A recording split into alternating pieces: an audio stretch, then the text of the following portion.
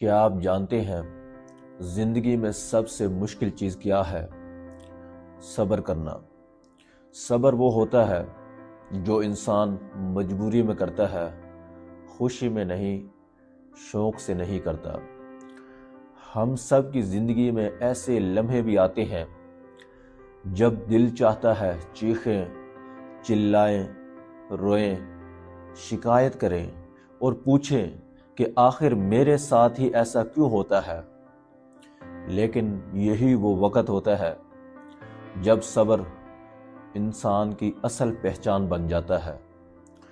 صبر کا مطلب یہ نہیں کہ آپ کمزور ہیں یا آپ کے اندر درد نہیں۔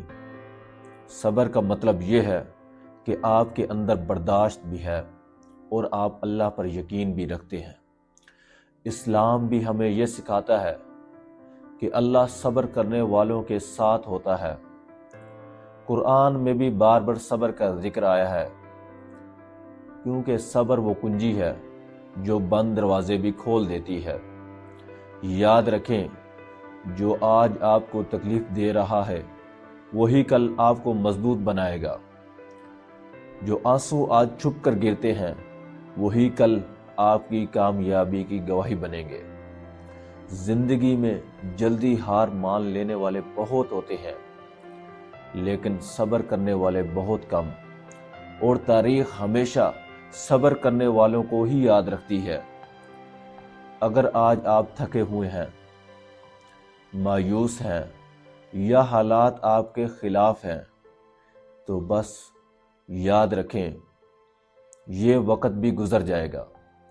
صبر کریں، خود پر یقین رکھیں اور سب کچھ اللہ پر چھوڑ دیں، کیونکہ اللہ صبر کرنے والوں کو کبھی خالی نہیں لوٹاتا۔